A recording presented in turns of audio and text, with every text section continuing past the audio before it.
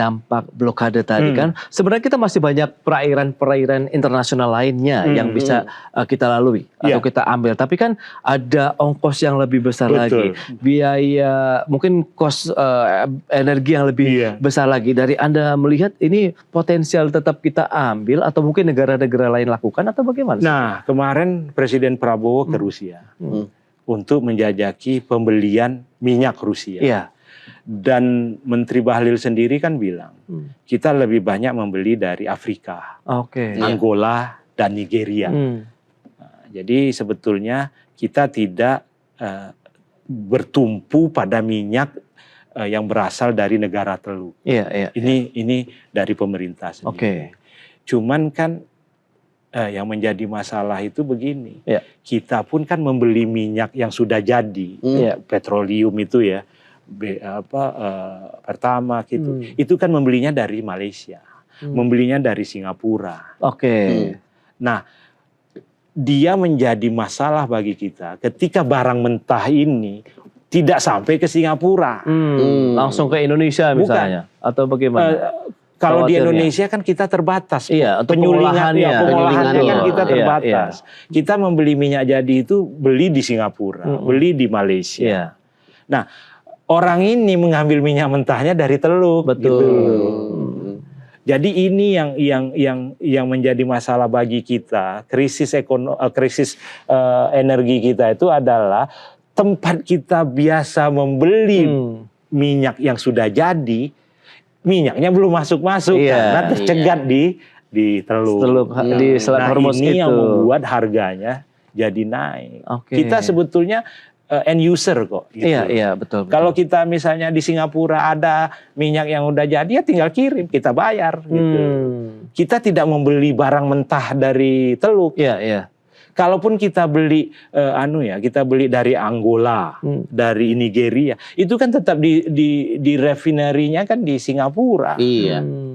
Karena kita terbatas sekali, kemampuan kilang-kilang kita. Iya. Oke. Nih, kalau misalkan dari Selat Hormuz kan masih mengalami blokade, belum sampai sekarang belum terbuka sama sekali. Nah, kalau misalkan berkaca dari pelayaran nasional sendiri kita, kira-kira ada nggak sih yang dilakukan untuk pemerintah supaya tidak terlalu banyak mungkin dari Kementerian Perhubungan atau dari Pertamina-nya atau operator pelayarannya untuk menghindari masalah-masalah yang terjadi seperti salah satunya blokade atau mungkin perompakan. Nah, jadi begini ya, kalau teman-teman ingat sejarah kapal-kapal Pertamina yang tertahan itu kan kapal itu dikendalikan, dioperasikan oleh Pertamina International Shipping.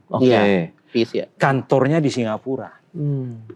Kapalnya dibenderakan ke negara-negara kemudahan, Panama, Liberia, Singapura. Kenapa? Karena mereka tradingnya di luar negeri. Baik. Nah, trading di luar negeri itu dengan segala rasa penasaran, rasa sedih juga, itu lebih banyak memakai skema-skema asing dibanding Indonesia. Indonesia ini rumit bisnisnya. Oke. Misalnya kita punya kapal tanker, kita kirim ke Selat Hormuz, kapalnya pun kapal gede gitu, berbendera asli Indonesia. Asuransi belum tentu mau mengasuransikannya, menanggung. Kenapa? Kalau nanti terjadi default, rumit gitu loh. Gimana cara mengklaimnya nih gitu loh, dengan sistem hukum Indonesia yang berlapis gitu. Nah, ini yang membuat perdagangan energi, minyak ya, dan bisnis yang lain itu banyak memakai bendera asing. Bahkan Pertamina sendiri perlu menggeser kantor anak usahanya ke Singapura. PIS itu kan anak usaha Pertamina. Ya, tapi kan kita tahu ada azas kabotage. Nah, itu kalau di dalam negeri. Itu kan tapi tidak diterapkan itu tidak berlaku ke luar negeri. Jadi kapal-kapal antar pulau harus kapal Indonesia. Nah, ada kapal masuk dari luar negeri, tapi itu sekali jalan dari luar ke dalam, keluar lagi. Itu terjadi pada ekspor batu bara misalnya. Kapal batu bara itu kan gede-gede. Betul. Saking gedenya tidak bisa sandar di pelabuhan. Dia transshipment di laut. Jadi dibawa pakai tongkang, set, nanti dipakai kren naik kan. Ini kapalnya kapal asing, berbendera asing.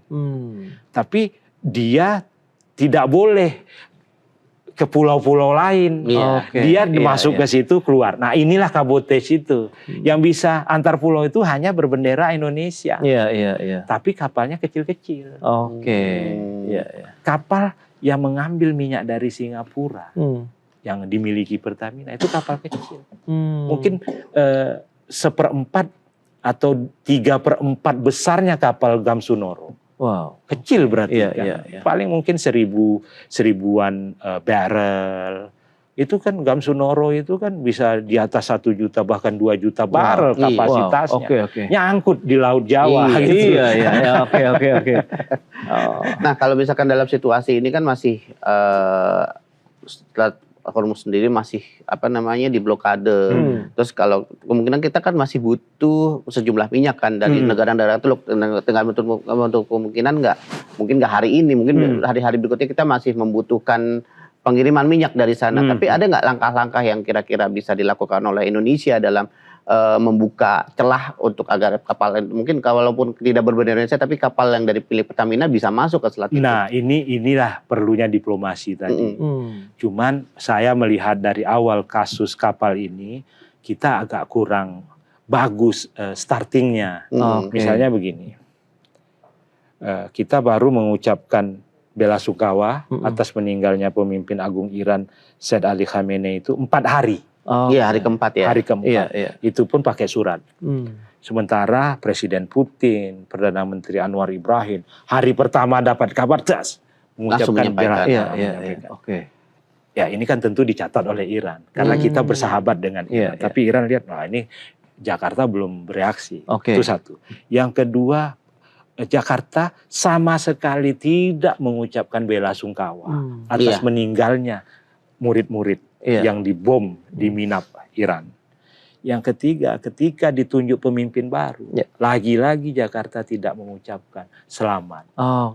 Oke, selamat ya. Itu kan biasa sebenarnya. Kita sebagai teman saja, itu kan selamat ulang tahun ya, bla bla bla. Nah, ini negara. Jadi ini yang menurut saya startingnya kurang pas.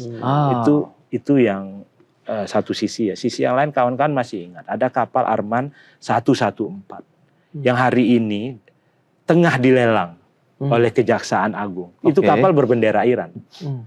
Ditangkap sekitar 3 tahun yang lalu oleh Bakamla. Di sekitar Laut Natuna. Kapal itu diputus oleh Pengadilan Negeri Batam dan dirampas sama isi-isinya. Isi-isinya itu minyak mentah. Sekitar 1,7 atau 1 juta barrel.